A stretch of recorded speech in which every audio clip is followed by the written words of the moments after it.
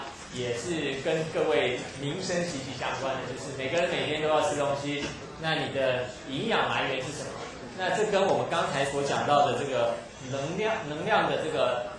维持跟调控，跟能量的budget是有密切的关系的。所以就我刚才讲说，你吃进多少东西，跟你身体所需要的要达到平衡，平衡就是我刚刚讲的 homeostasis。如果没有平衡的话呢，就会产生一些问题，一的就是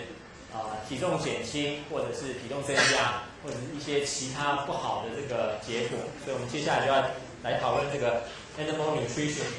在这一章里面呢，我们有2个观念，2个 key concept 要跟大家讨论。第一个观念呢，就是我们要介绍一般的消化系统，也就是营养跟食物的处理是透过什么方式，就是基本上就是要讲消化道，就是要讲胃，就是要讲小肠，这一些大家在高中都非常熟悉的主题。第二个呢，又回到我们在整一个 section 的重点，就是 homeostasis， 如何维持平衡。这里讲的平衡是能量的平衡。上一节课我们讲到的是整体生物的一个能量平衡，在这边呢，我们特别是讲食物所产生的一些平衡，比如说有所谓的葡萄糖的平衡，有所谓的这个脂肪的平衡，那这些呢，当然都跟肥胖是有密切的关系，所以这是我们第2个部分的重点。我们先来看一下这个 nutrient 跟food processing。不过我说过，我们要先看一下课本上最后告诉我们的，就是 you should be able to know 到底是要知道哪些。好，这一章呢，课本上认为我们在学完这一章之后呢，至少要能够对3种不同的 nutrition need 呢，跟动物的这个食物有关的，要能够说得出来。我们待会就会看到。再来就是说，这个食物呢，有所谓的必须的一些营养物质，包括像必需氨基酸、必需脂肪酸、必须的这个矿物质等等这些必须的东西呢，有哪4大类呢？这个要说得出来，这些都是很基本的。当然考试是不会考这种背的东西，但是这个是各位至少在复习的时候可以了解的。不过像下面这个呢，你要 distinguish 呢，就是一个很重要的关键字，就是你要能够知道什么叫做 undernourishment， 什么叫做 overnourishment， 什么叫做 malnourishment。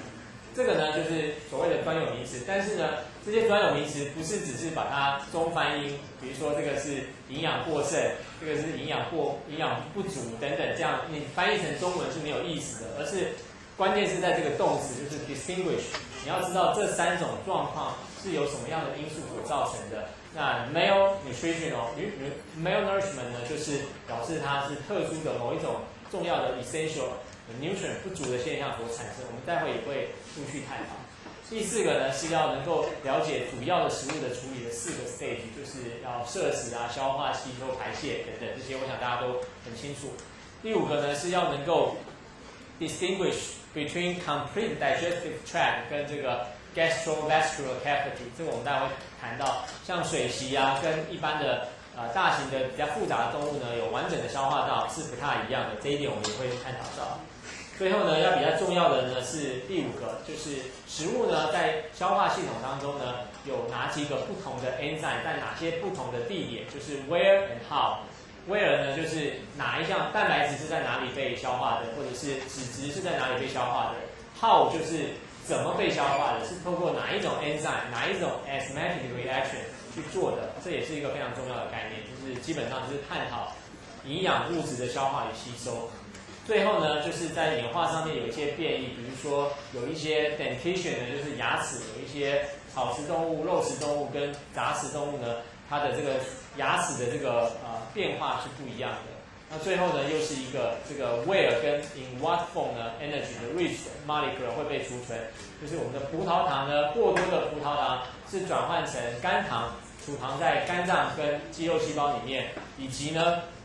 脂肪过多呢是储藏在这个 adipose tissue， 就是脂肪组织里面的，造成你肥胖的原因。这些呢是 where 跟 what form 的一个问题，所以在你在复习的时候呢，你要掌握这些重点。好，然后呢，我们就从前面讲起。这个是我觉得解释这个nutritional need 呢非常有趣的一个3个英文字母，3个英文字，就是食物呢称为 animal nutrition 的来源过程当中呢，有所谓的3个步骤，一个叫 take in， 一个叫 take apart， 一个叫 take out。take in 就是摄食，take apart 就是消化 taken up 就是吸收。所以你如果记住这3个英文字，就基本上就是记住了这3个非常重要的 stage。当然还有一个 stage 就是要把它排除出去，那这个当然也是属于它4个步骤里面的最后一个步骤。那我们都知道说呢，动物呢可以分成3种不同的摄食习性啊，就是草食动物啊，有肉食动物，有杂食动物。像我们人类就是杂食动物，除非你是素食者，那当然就是草食动物。不论你是草食动物也好，或是肉食动物也好，或是杂食动物也好，基本上呢，它因为呢它所摄食的食物的来源不同呢，它在它的身体的这个营养的这个消化与吸收的功能上面呢，就会做一些调整。所以这个我们待会会看到，这是一开始我们知道说这个熊要捕鱼的时候呢，是提供它能量来源一个很重要的一个方式。那接下来呢，我们来稍微看一下说，动物呢，它在摄食上面呢，最基本的3个 need 3个需求是什么？为什么你要吃东西？吃东西或者是食物的摄取呢，是要维持哪3个最主要的目的？就是上面写的。第一个目的呢，就是要维持你的 chemical energy， 就是维持你的，不管你要维持你的体温，或者是你维持你的这个能量，身体的能量的这个来源，就是 ATP 的来源呢，都需要经过食物，所以这个是 chemical energy。第二个呢，就是 organic molecules， 因为你要摄食，比如说你要长肌肉也好，不管是你要长高也好，你要有增加细胞，你要增加一些东西，你必须要有一些有机元素。我们说人类是有机体，或生物是有机体，那这些有机元素的获得呢，是你要 build up， 你要 growth， 你要生长一个必备的来源。所以 animal 呢需要有 organic carbon 跟 organic nitrogen 去 construct 它的这些 organic molecule， 像是蛋白质啊，或者是脂质啊，或是这个糖类等等的，都是需要有这些元素所构成，原子这些有机分子所构成。然后再来就是一些 essential 的 nutrient， 比如说这个维他命啊，或者是说一些矿物质呢，都是必须的。那这些呢，身体没办法自行合成，你必须要从外面摄取。那这些呢，就是我们动物呢需要 diet， 需要食物呢，最重要就是要 supply 这3个东西，就是一个很基本的概念，需要大家了解。好，那接下来我们就说，在人体里面呢，人类里面或生物里面呢，有所谓4种非常 essential 的 nutrient。那这4种呢，就分别是这个必需氨基酸、必需脂肪酸跟维他命跟这个 mineral 就是矿物质。那这些东西呢，都是我们生长所必须的。之所以称为必须的，就是因为有些是大部分都是我们人身上无法自行合成的，所以你必须要摄取足够的量，才有办法维持正常的功能。好，接下来我们先讲这个 essential 的 amino acid。我们都知道说，如果你是一个肉食主义者或是杂食主义者的话呢，你基本上你所需要的这些 essential amino acid 呢是足够的，所以你不用担心。可是如果你是素食呢 ，for any reason，for 宗教的 reason，for 自己的信仰的 reason，for 其他的一些环境因素的 reason， 如果你是吃素食的话呢，因为不同的植物里面呢所含的 amino acid 不同，所以呢会有造成一些 essential amino acid 不够所产生的现象。在adult human 里面呢，我们有8种必需氨基酸，在婴儿呢还多了一种是 histidine， 是这个必需氨基酸。这8种必需氨基酸呢，在 corn 里面呢只有前面这6种，在 bean 里面呢 beans 里面呢只有后面这1、2、3这7种。所以如果你缺乏了其中一种的话呢，就会造成一些malnutritional 的一些问题。那基本上来讲呢，就是对于吃素食的人来讲，如果你可以均衡的摄食，也就是你如果同时有摄取到 corn 跟 beans 的话呢，那这基本上这7种对不起，这8种必需氨基酸呢都可以获取得足够。所以这就是告诉我们说，如果你要吃素的话呢，你必须要兼顾这些不同种类的素食的来源，才能够平衡你的或者是提供足量的这些 essential 的 amino acid。很多的动物呢，它其实是会储藏一些蛋白质在身体里面。那像是 penguin 呢，它在要脱毛的时候、脱羽的时候呢，它必须要经过一些大量的这个过程。这个过程呢，其实是需要一些能量，所以它通常会在进行这个 molting 的过程当中呢，先储藏在这个之前呢，先储藏大量的蛋白质。那这些蛋白质呢，到了要用的时候呢，它再把它转换成它身体所需要的这些 building 这些有机分子的这些原料。那这就告诉我们说呢，不同的动物呢，它会有不同的adaptation， 不同的适应。那这些适应呢，都是为了让它能够在不同的时期呢，利用它的营养所产生一些身体上，不管是要 build up 身体的这个结构呢，或者是生长所需要。接下来我们就不会很仔细的来跟大家一一探讨这个 vitamin 的 requirements， 但是呢，我想这个大家也都知道说，营养是要均衡。那在这均衡里面呢，我们刚刚前面介绍的是必需氨基酸，那我们现在介绍的是必须的这个 vitamin 就是维生素。那维生素呢有很多这些呢有包括大家所熟知的水溶性的部分跟脂溶性的部分，任意的缺乏呢都会造成一些影响。那各位有兴趣的话呢，你可以仔细的一一的来看。但是基本上来讲呢，我们知道说，像 vitamin C 呢是跟这个血液的这个结缔组织有关，所以呢会造成这些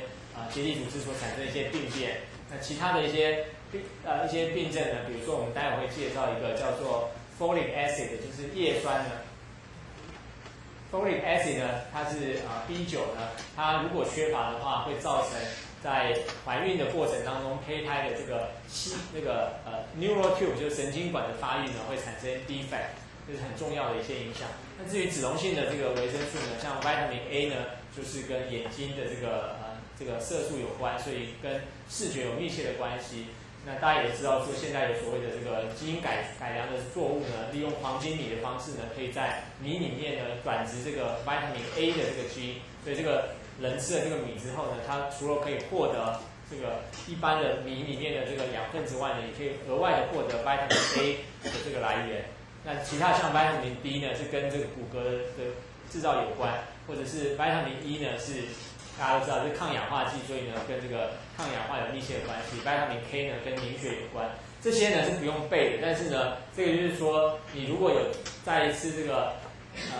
nutritional supplement， 就是营养补充品的话呢，你没事应该拿起这个瓶子看一下里面的 label， 然后看一下上面所列的一些不同的维他命呢，你所吃下去呢是跟哪一个东西是有关系的。下一个是 mineral， 也是一样呢。我们身体上面呢有一些元素呢是微量就可以了，像下面这些，但上面呢有一些是非常 essential， 而且它的量其实也蛮多的。不管它的量呢是多还是少，基本上都是维持体内这个最基本的营养需求所必须的，所以我们说它是 essential 的 mineral。好，那前面这边呢，我想各位呢大家可以自己看就可以。接下来我们就要介绍的就是刚才所谈到的这个3个很重要的观念，一个叫做 undernourishment， 一个叫做 malnourishment， 还有最后我们在下一节课的时候会讲到的这个 overnourishment。overnourishment 就是肥胖症的意思。undernourishment 的意思就是说呢，你的 total 的能量是不足的，你获取的能量呢跟你身体所需呢没有达到平衡，这基本上就是饥饿状态，就是不管是在战争也好，或者是因为饥荒干旱也好，你的这个食物的获取不足的时候呢，你就会造成这种整体营养不足的现象。这种现象呢，当然在台湾是很少发生的，除非你自己把自己关在家里面7天不出门之类的，你还有机会到达这种程度。但是多半的情形呢都不是这样子。可是 malnourishment 呢，则是还算蛮常见的，就是说你在某一个时期呢，你缺乏了某一种或多种必要的 nutrient 的时候呢，就会造成 malnourishment。像我们知道维他命 C 呢，在早期英国的水手呢，他们在船上，因为航行在海上没有办法获取新鲜的蔬菜跟水果，所以它造成了坏血病，就是因为缺乏维他命 C 的原因。像这种情形呢，我们就说它是一种 malnourishment， 就是缺乏了维他命 C 所导致的病症，而不是说它食物不足。所以这些呢是要有所区分。所以我们说 distinguish undernourishment 跟 malnourishment 跟 overnourishment， 意思就是说你要知道它的原因是什么。那我们说草食动物呢，基本上它是以这个植物为最主要的食物来源，但是我们也可以注意到说，一些草食动物呢，它有时候也会摄取一些动物的来源，比如说这个羊呢，它会去吃它的这个，或者鹿呢，它会去吃它的这个鹿角。那这表示说呢，这个方式呢，是有时候它为了必须获取它的一些必须的营养物质，像是我刚刚讲的必须的这个矿物质呢，它必须要透过吃一些 insect 一些昆虫或是一些动物的所留下来的这些不管是鹿角也好或其他的一些身体的一些部分呢，来获取这些养分。所以告诉我们说，其实这个摄食过程并不是非常严格的说草食动物就只能吃草，或者是肉食动物就只能吃肉，而是其实它也是 mix 的，只是在多半的情形之下呢，草食动物呢它是以植物为主，但是呢为了获取必须的养分，它有时候也会摄取一些非植物的来源的食物。好，接下来呢，我们在这个下课之前呢，可以跟大家讲一件事情，就是我刚刚讲说这个 folic acid 叫叶酸呢，它是跟这个在怀孕过程的这个妇女呢，她生出来的这个小孩子的这个 neural tube 的这个发育有密切的关系。那当时呢是透过什么样的原因知道呢？是透过一个叫做 epidemiology， 就是我们所谓的流行病学。流行病学呢，它是一个在公卫学院里面一个研究的主题，就是透过整个族群的研究来知道说到底致病的原因是什么。这个呢，各位可能接触的比较少，因为各位不是学流行病学。可是有的时候呢，透过这种大规模的族群的研究呢，也可以让我们找到病症是什么。比如说，这是一个非常经典的例子，就是在英国的研究发现说，在这个怀孕的妇女，如果在怀孕的之前的4周呢，如果她没有进行 nutritional supplement， 尤其是叶酸，就是 B9 的这个维他命 B 的补充的话呢，她所生下来的 infant 或是 fetus 里面呢，具有 neural tube defect， 就是它的神经管就是将来要发育成中枢神经系统的这个前面的这个神经组织呢，如果它没有在这个在怀孕过程当中呢，补充这个叶酸的话呢，它产生 defect 的几率呢就会非常的高，变成12%，就是12个人是5.9%，对不起。那如果是有进行这个 nutritional supplement 的处理的话呢，它的这个发生率呢就变得非常低，只剩下0.7%。所以呢，这个告诉我们说，虽然这个 epidemiology 就是流行病学，并不是建立因果关系，就是 cause and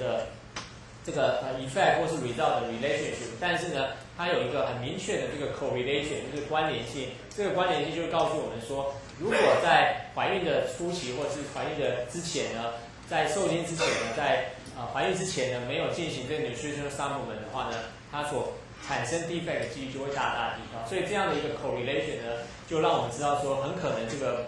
叶酸呢是跟 neural tube 的发育是有密切的关系。后来进一步的研究呢，也的确得到这样的结果。于是呢，现在所有的妇女在怀孕之前呢，任何国家呢都会提供营养的补充品，里面呢一定有叶酸这个东西，因为我们现在知道叶酸的缺乏会造成 neural tube 的 defect， 所以呢，在现在大部分的国家呢都已经很少发生这样的事情了。好，我们先下课休息一下好了，下节课开始我们再从这边开始跟大家陆续介绍。只有大约35分钟时间，剩下15分钟我要留给助教跟大家讲第一次期中考的答题的一些原则跟方式，所以呢，我稍微在讲课上面呢会有一些部分会讲比较快一点。好，我们就开始上这第3节课的部分。在这节课呢，我们前半段呢要介绍人类的消化系统，然后后面呢要介绍一些平衡的问题，尤其是葡萄糖跟脂质的平衡的一些问题。那我们先来看一下，我们说摄食啊，或者是这个动物的这个行为的动物的这个营养行为呢，包括了几个部分。第一个部分当然就是摄食的部分。那大家都知道说，摄食呢就是吃东西。那吃东西呢有很多种不同的方式，不同的动物呢有不同的方式，像是有些动物呢它是使用滤食性的，像金鱼就是滤食性的，或是呢这种呢叫做这个 substrate eater， 就是呢在 substrate feeder， 就是呢沿着这个 substrate 一直吃，把它的这个所在的 substrate 全部吃完，这种方式呢叫做 substrate feeder。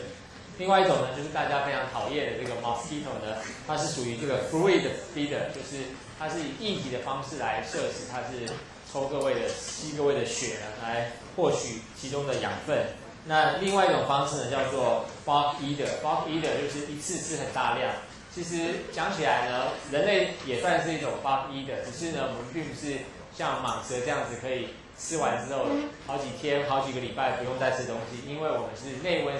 动物，所以我们需要有足够的能量。可是我们也不用一直吃东西，我们可以在吃完一餐到另外一餐之间呢，间隔4个小时、6个小时、几个小时、8个小时都可以。所以我们也是一次吃一定的量，然后中间有休息的，所以我们也可以说是我们人类也是一种叫做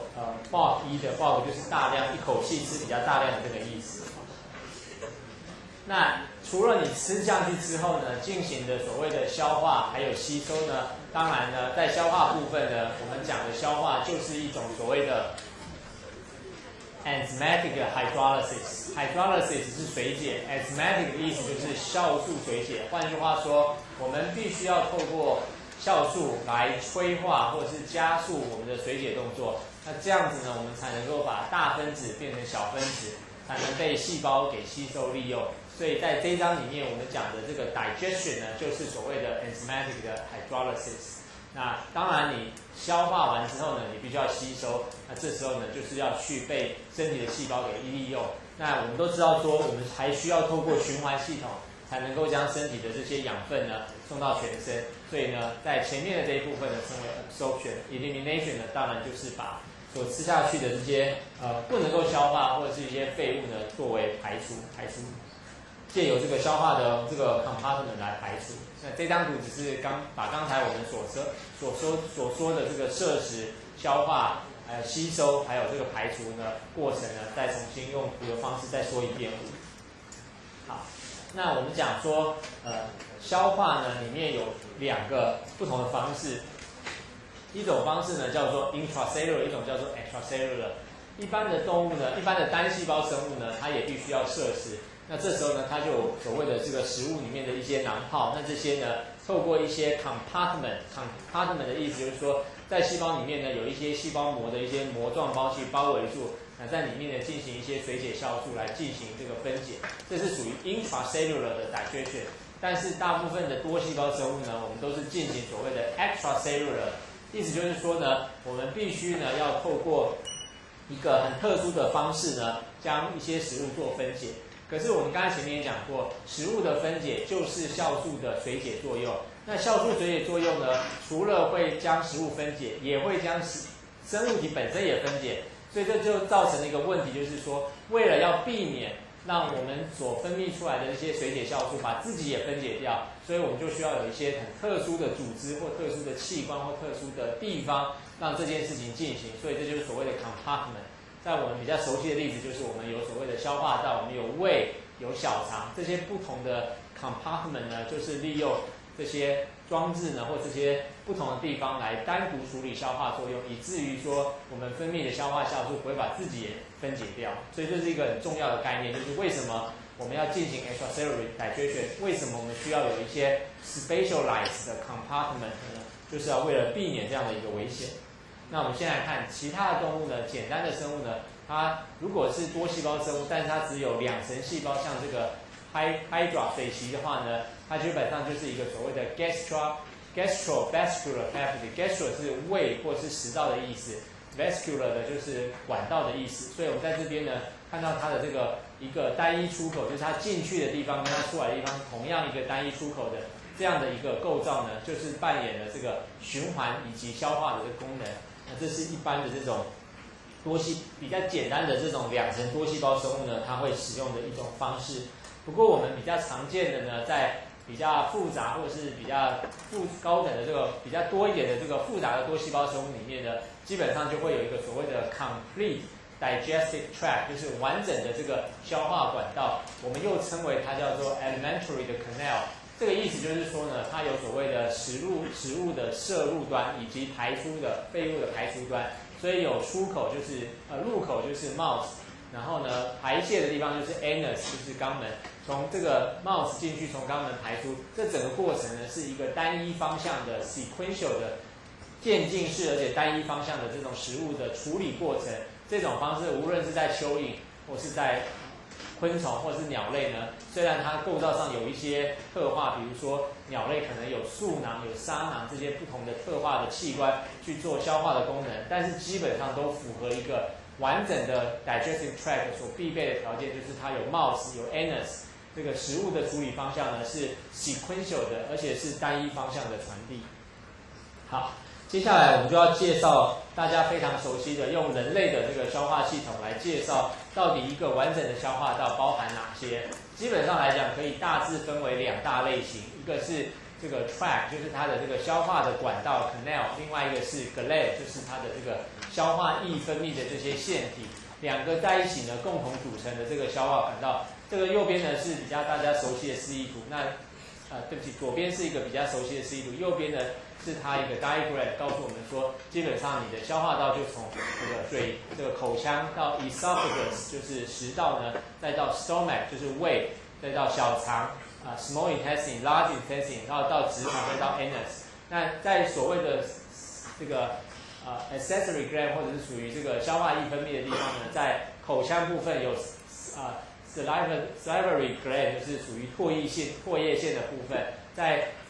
12指肠就是小肠的最前面25公分左右的地方，这个12指肠呢，则有肝脏所分泌出来的这个胆汁，以及 pancreas 所分泌的这个胰的分泌酵素呢，会进入到这个小肠里面，然后进行最主要的分解作用，然后之后呢，会进入到大肠，进入水分的吸收。我想这些呢都非常的 straightforward， 那各位在高中的时候也都学过，所以我就不要一一的重复，只有把一些重点的地方再跟大家提示。好，那这个是吞咽的动作。吞咽呢，其实是非常有趣的，因为呢，吞咽的动作呢，我们知道在我们的这个食道，在我们的喉咙上面呢有两个管道，一个是气管是在前面 trachea， 另外一个是 esophagus， 就是食道是在后方的。所以当平常的时候呢，我们的这个会咽这个地方呢是要打开的，使得这个气能够正常的进入到气管里面。但是在摄食的时候呢，我们要把这个气管给挡住，使得食物呢不会进入到气管里面。但是呢，食物完成之后呢，气管要这个 epiglottis 呢要能够打开，这时候呢呼吸才会顺畅。所以当你吃饭的时候，一边吃饭一边讲话，或者是一边吃饭一边做别的事情的时候呢，经常会造成这个吞咽或者是产生一些阻塞的一个现象。那这时候呢会影响到你的呼吸，所以这时候你可能会打嗝啊，或者是说有一些不同的动作呢，将这些食物能够尽快的排除，这样的呼吸道才会顺畅。所以这个是一个吞咽的过程，当然这是一个反射动作，这不用学习，就是你在吞咽的时候自然而然会做的这件事情。那接下来我们要比较花一点时间讲的是胃跟小肠，因为胃跟小肠其实是在整个消化系统里面呢扮演着消化功能最主要的两个地方。先讲胃，大家都知道说胃呢是一个酸性的环境，它的酸性环境呢是因为有所谓的这个 HCl， 就是 hydraulic chloride 的这个盐酸呢的这个分泌。那在胃里面呢，其实有3种最主要的细胞，我们用不同的颜色来表示。黄色的部分呢叫做 parietal cell， 粉红色的部分呢叫做 chief cell。chief cell 呢，它的最主要目的呢就是分泌一种叫做 pepsinogen。pepsin 呢是一种胃的消化酵素。pepsinogen 呢就是它的 inactive form， 就是表示说这个胃的消化酵素，这消化酵素是一个蛋白质，它不具有活性，它必须要经过一些处理之后呢，才会变成 pepsin， 才是具有活性的这个酵素。那在这个胃的这个表皮细胞里面呢，这2型细胞，这2种不同的细胞，一个是 chief cell， 一个是 parietal cell 呢，它分泌的是不同的东西。在平常的时候呢 ，HCl 跟 pepsinogen 呢并不会混合在一起，但是一旦进入到这个胃的内部的时候，就是所谓的 lumen 的地方的时候呢，它才会呢同时混合在一起。HCl 呢，它的功能呢是可以让 pepsinogen 就是没有功能的或是功能被 inactive 的这个 pepsinogen 呢转换成 pepsin 才是有功能可以去进行这个食物分解的这个胃的消化酵素。那在这里呢，我们刚才前面在第1堂课还是第2堂课的时候，我们有讲到 positive feedback 呢是不能维持平衡，但是呢它可以让整个系统呢增快、增强或是 amplify。所以这里我们看到是当 HCl 呢催化 pepsinogen 变成 pepsin 之后呢 ，pepsin 本身呢又可以进行 activate 更多的，所以我们说第3个步骤是 pepsin activate more pepsinogen， 所以它可以进一步的再去催化更多的 pepsinogen 变成 pepsin， 所以这个进一步增强功能，我们就说它是一个 positive feedback， 因为它没有维持平衡，可是它可以让这个过程呢不断的增强。那这一点呢就告诉我们说，在这个pepsin 呢，它是一个消化酵素，它之所以不会把自己的胃也消化掉呢，有一个原因就是它不会在它分泌出来的当下呢就立刻产生具有消化功能，因为它分泌出来是一个没有 activate 的状态，它必须要跟 HCl 接触之后呢才会变成 pepsinogen。这是一个原因，可以解释为什么胃所分泌出来的酵素呢不会把自己的胃壁也消化掉。另外一个原因呢是在它的这个里面有另外一种就是用红色表示的，就是 mucus cell。mucus cell 呢是分泌一些黏液的一些细胞，它会分泌黏液呢布满在这个胃壁的表面上面，所以呢当有这些黏液保护的时候呢，当这个pepsinogen 啊或是 HCl 这些酸性的物质或是消化酵素呢就不会去伤害到自己胃的表面。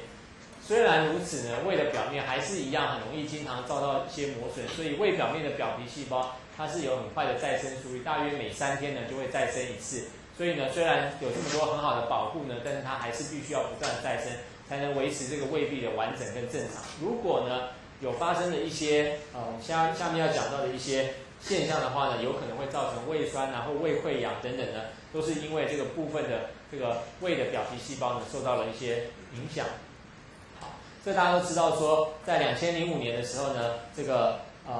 发现了 Helicobacter pylori， 就是 HP 这样的一个 bacteria 呢，是造成了胃的这个 ulcer， 就是胃溃疡最主要的细菌呢，是一个非常重要的发现。因为在1980年之前呢，大部分的科学家都认为说，胃酸或胃溃疡这种病变呢，是因为压力所造成，比如说你压力过大啊。或者是你每次这个吃饭不正常、三餐不正常所造成的，应该不是由细菌所产生的。但是呢，这2位在澳洲的科学家们利用了研究的方式呢，找到了一种 bacteria， 就现在称为 HP 这样的一个 bacteria 呢，发现说呢，它的确呢是造成这个 ulcer， 就是胃溃疡的一个非常重要的一个细菌。于是呢，可以借由这种 antibiotic， 就是抗生素的方式，可以用来治疗胃溃疡。所以它对于人类的这个胃方面的疾病呢，是有非常大的贡献，所以这个是他们得奖的一个原因。所以就告诉我们说，胃里面呢，当然有一些很奇怪的一些细菌，像这个 bacteria 呢，它就是有害的细菌呢，它会产生了一些我们胃的一些不好的这些症状。接下来这个表呢是相当复杂，没有错，但是呢，各位要去了解它的地方是要去了解。不是这些 detail， 就是说你可能不需要特别去记这个 enzyme 的名称，但是你必须要从这个归纳的表里面知道哪一种营养物质是在哪一个 compartment 被进行所谓的消化。所以我们看分成4个大的类群，我们吃下去的食物呢，基本上可以分成是这个碳水化合物、蛋白质跟核酸类的跟脂肪类的。那我们都知道说，在我们的口腔里面呢，有所谓的唾液腺，里面有所谓的 amylase， 就是淀粉酶，可以做第一级的初步的分解。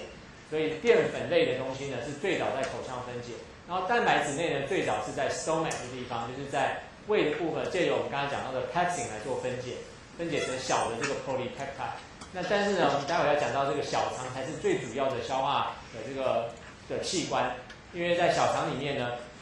有各式各样的酵素。包括有分解这个 carbohydrate 的酵素，有分解这个 polypeptide 的酵素，有分解核酸的酵素，甚至有这个胆盐呢，可以让这些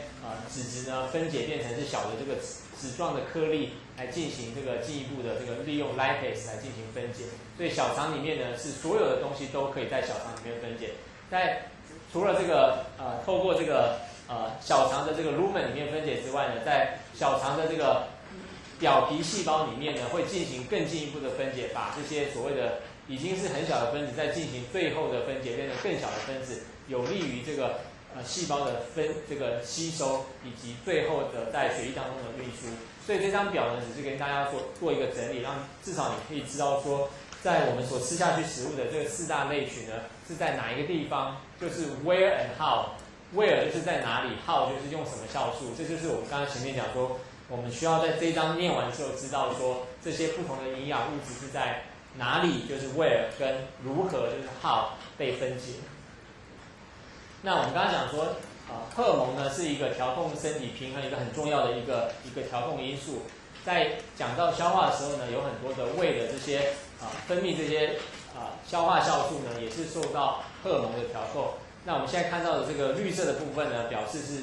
会产生刺激性的，红色的部分是产生抑制性的。所以你可以看出这个箭头呢，就是 gastrin 这样的一个荷尔蒙呢，是从胃所分泌，会去影响自己，而且是促进它分泌更多的gastrin， 而且会产生这个帮助这个消化的功能。那有一些呢是从这个胰脏，像这个是从肠道分泌的，叫secretin 这样的一个荷尔蒙。那有一些呢是从这个12指肠或者是这个小肠的前半段所分泌的 CCK 这样的一个荷尔蒙，去影响到 gallbladder 就是胆囊呢去释放出胆汁。这些呢就告诉我们说，整个消化系统呢其实是透过很多种不同的荷尔蒙的调控来 control 的。好，那我们前面呢讲过说，胃呢它是分泌一种叫做 pepsin 的东西呢，来进行蛋白质的分解。那蛋白质的分解呢，到了小肠之后呢，它会进行了另外一种程度的分解，但是呢，它所在的环境是不一样。我们都知道说，胃里面呢的 pH 呢是非常酸，大概 pH 2左右，但是小肠里面呢它是偏碱性的，是为什么呢？因为当这些食糜呢从胃进到小肠之后呢，它会改变它的环境。那环境当中的这个 trypsin 呢，它是属于 alkaline， 就是属于碱性的环境。在这个碱性的环境当中呢，它会让原本是酸性的这个物质呢，在它的胃里面呢，会重新的回到碱性的环境，有利于这些protease， 像是 trypsin 跟这个chymotrypsin 来进行这些蛋白质的分解。所以我们可以知道说，在胰脏里面所分泌的这些分泌酵素呢，它在小肠里面的功能呢，除了可以让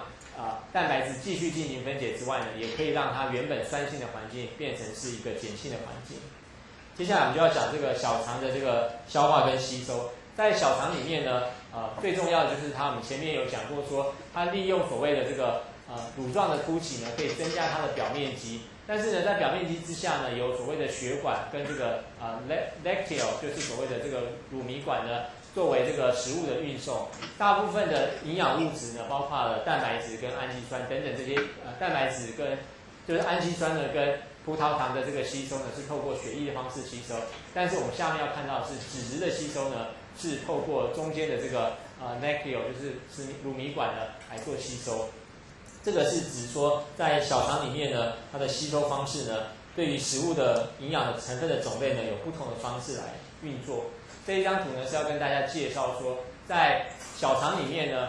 的这个 fat 的部分呢 ，fat 部分最主要的成分呢是 triglyceride。这个 triglyceride 就是三酸甘油脂呢，会分解成 fatty acid 跟 monoglyceride。但是进入到这个小肠的表皮黏膜细胞肠道的这个表皮细胞之后呢，它又会结合在一起，形成另外一种形式。然后之后呢，因为它的这个大小呢是比较大的，所以没有办法用一般的血液方式运输，所以它是透过刚才在这个小肠的这个表皮细胞这个乳状凸起里面的这个 lacteal， 就是乳糜管呢来运输。最后当然会回到 vein， 然后变成是血液运输的另外一部分。好。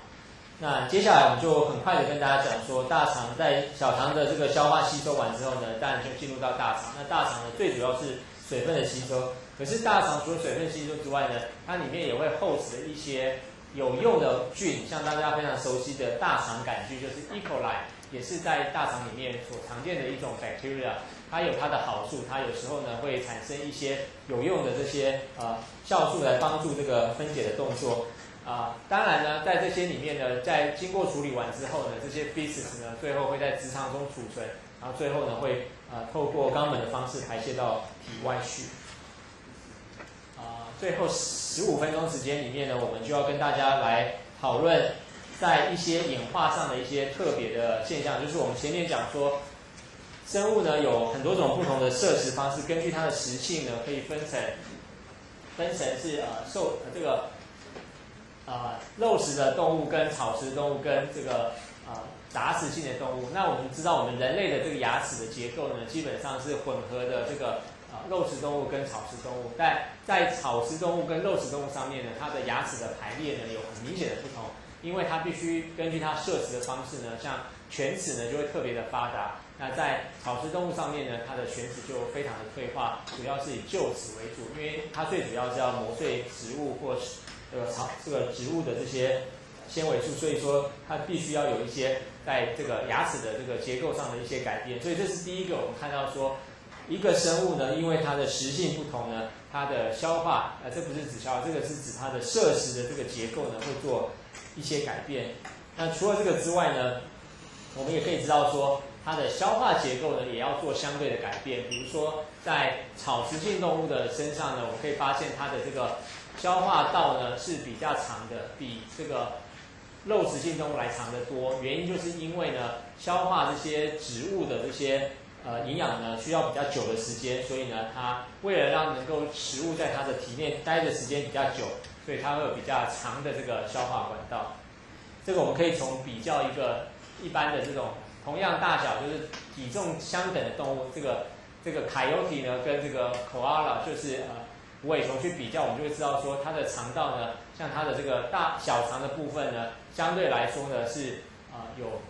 不同，但是最主要的不同在这个 koala 跟 coyote 上面是这个 siphon 的不同。siphon 就是盲肠，在这个无尾熊里面呢，它有非常长的，它是目前所有知道动物里面呢这个盲肠最长的一种动物呢，因为它最主要在盲肠里面有很多的 microorganism， 就是所谓的微生物的就是微生物呢会在这个盲肠里面呢提供了一些帮助消化这些植物的纤维素的一些功能。但因为这些它吃的食物呢，其实营养价值并不高，所以呢必须要透过这些微生物的帮忙才能够消化它所吃下去的食物，所以它的这个盲肠呢特别长。而在 coyote 里面呢，则是像一般人类或其他动物一样的，只是没有比较明显的盲肠的现象。好，我们刚才讲说这个食物呢，在 siphon 里面呢，就是在盲肠里面有很多所谓的这些 microorganism， 它其实是一个 symbiotic 的现象，就是所谓的互利共生的现象 ，mutual benefit。它彼此之间呢，这些微生物呢，可以从这些动物呢寄主身上呢获得一些养分，但同时它们也提供了这些host它们的生物里面的一些重要的一些元素，因为它可以帮忙消化这些 cellulose。因为我们知道动物体内其实并没有 enzyme 酵素可以消化纤维素，那所以纤维素的消化呢，必须要靠这些共生的 microorganism。其实这个是蛮有趣的一个现象，就是说我们在生物体内，尤其是人类呢，我们其实每个人的这个肠道里面呢，不管是胃或肠道里面，都有很多这些 microorganism， 而且不同的人根据你的健康状况不同呢，或者是身体状况不同呢，也会有不同 population 的 microorganism。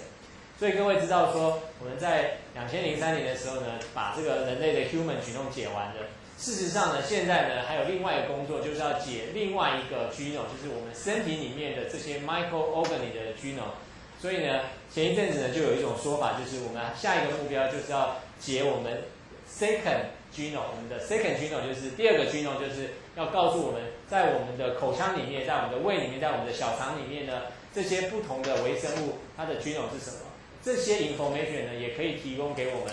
让我们知道说我们是如何跟这些微生物共存，这些微生物呢利用互利共生的方式来共存在一起。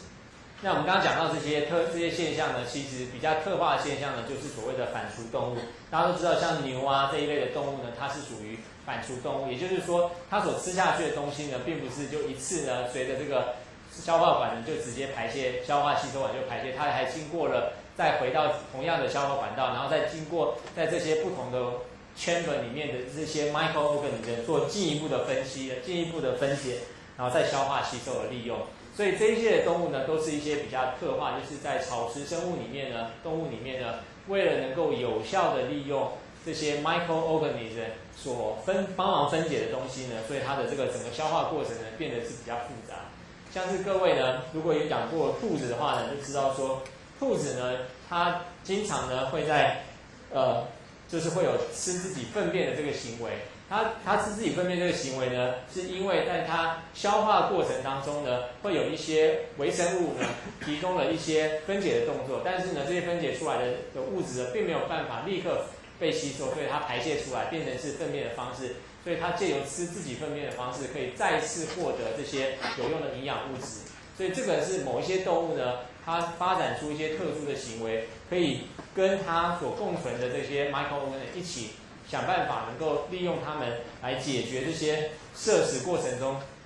所遭遇到的一些问题，比如说他们摄取草食性的这些食物呢的纤维素或者是营养价值比较低的这些食物呢，怎么样能够获取更多的养分呢？具有一些特化的现象。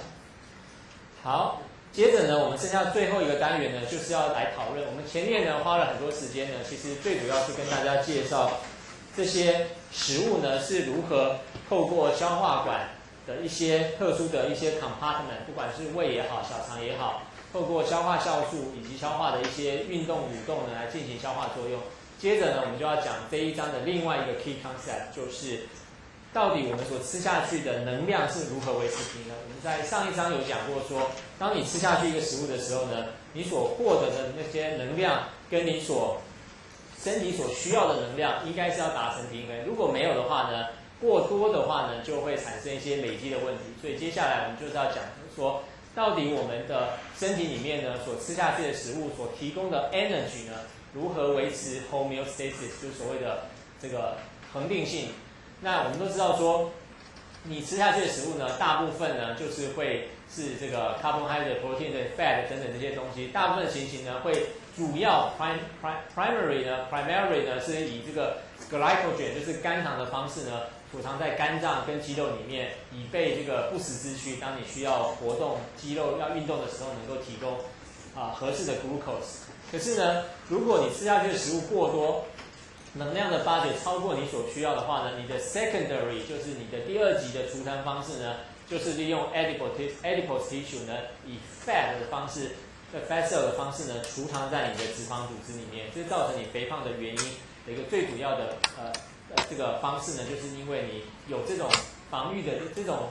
储存食物的机制，让你可以将这个过多的脂肪储藏在这个 adipose tissue 里面。所以这是我们今天要探讨这个能量平衡一个很重要的因素。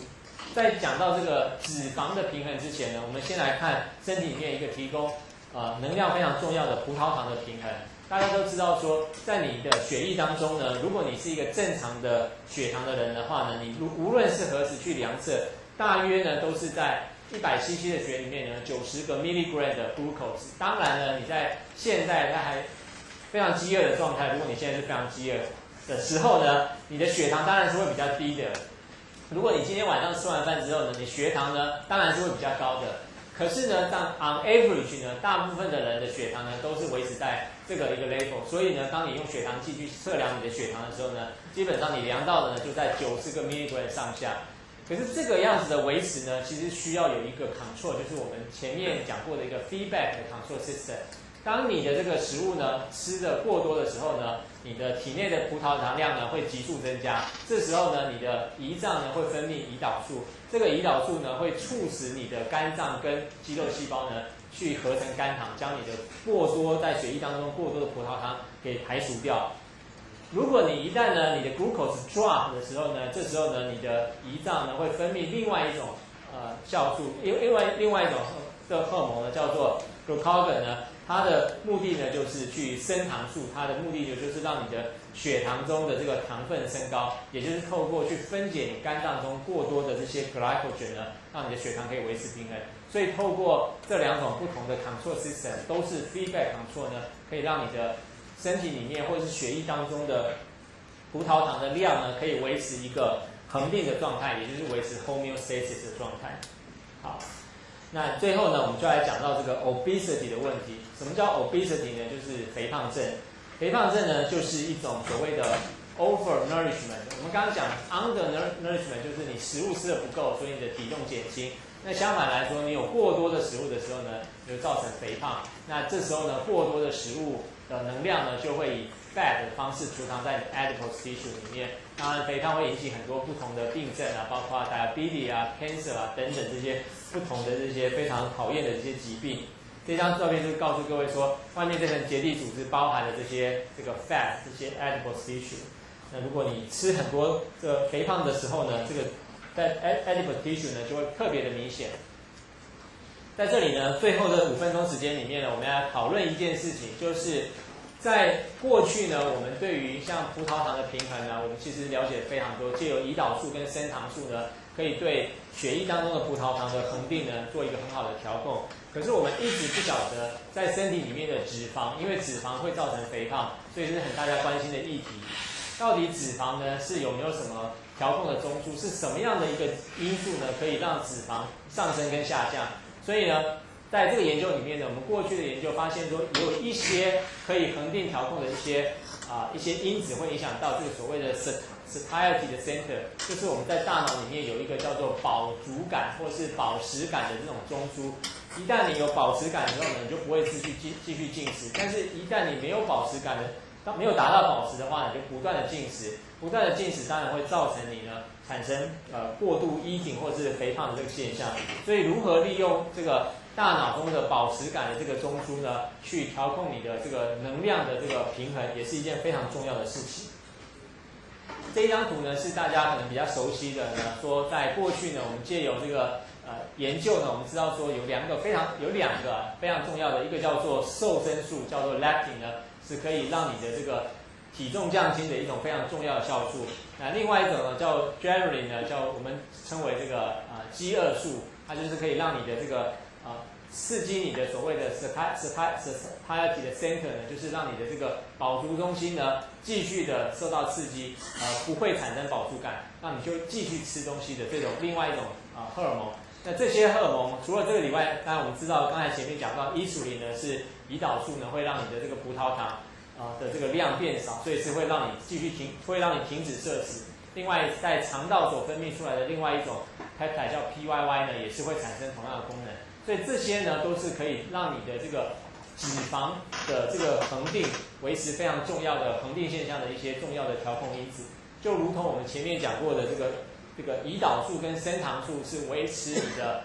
葡萄糖恒定，就如同你的葡萄糖就像是一个葡萄糖的这个量测的这个仪器在你的体内一样。那这些因子呢，就像是一个脂肪计一样，在你的体内呢有一个脂肪计，告诉你说你现在脂肪的量呢是在什么程度。如果是脂肪过多或过少的时候，你该做什么事情？脂肪过多的时候呢，就应该停止摄食；脂肪过少的时候呢，就应该要增加摄食。可是因为我们人类呢是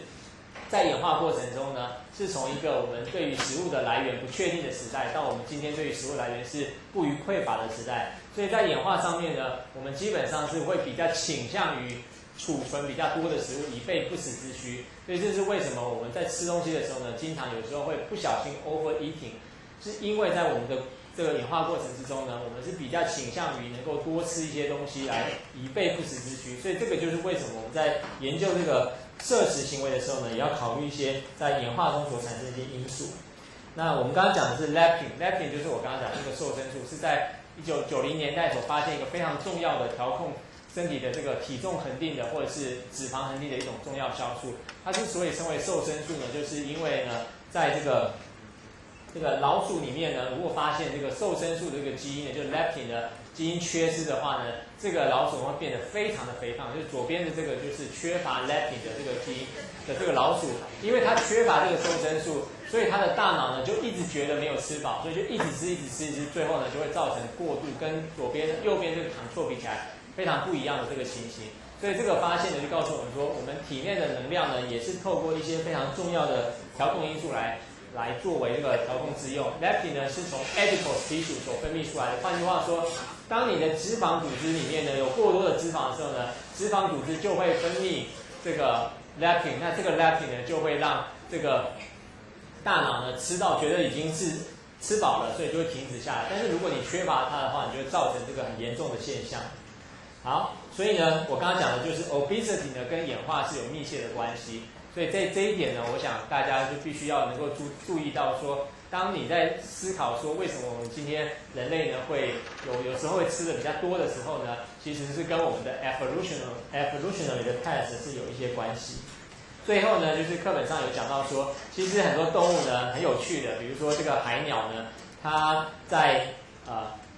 这个母鸟在喂食小鸟的时候，它经常要喂它很多 fat 的食物，因为它获得食物的来源不易。可是呢，在 fat 里面要获得足够的氨基酸呢，其实量很少，所以它必须要吃很多的 fat， 所以它吃到后来呢，会比它的母鸟还要肥。然后但是呢，它必须要飞出去之前，它必须要先 fast， 就是必须要先静止好多天，才能够恢复它的重量，才能够飞起来。所以告诉我们说呢，这个能量的调控呢，是会根据它的行为产生不一样的这个调控改变，来符合它的这个生存的需要。接下来就是我们刚才前面有讲过说，在这一章里面各位所需要知道的一些事情。那因为时间的关系呢，我本来是要跟大家讲这个 Scientific American 的一些文章，不过呢，我有请助教放在网站上面。那这是2007年的时候呢的一系列的文章的，在科学人上的一系列文章。如果各位有兴趣的话呢，它有特别讲到说跟肥胖有关的一些调控机制，在各位我们刚才前面讲的这5分钟里面的内容呢，它都有用不同的方式呢再重新讲解一遍。所以如果各位有兴趣的话呢，highly recommend 各位能够上这个科学人的这个网站呢，然后把这些文章稍微看一下，对各位了解41章呢有很大的帮助。那我今天的课呢就先停在这边，剩下的大约13分钟的时间呢，我就请助教呢宜山呢跟大家讲一下这一次期中考的一些题目，选择性的跟大家分享一下作答的方式。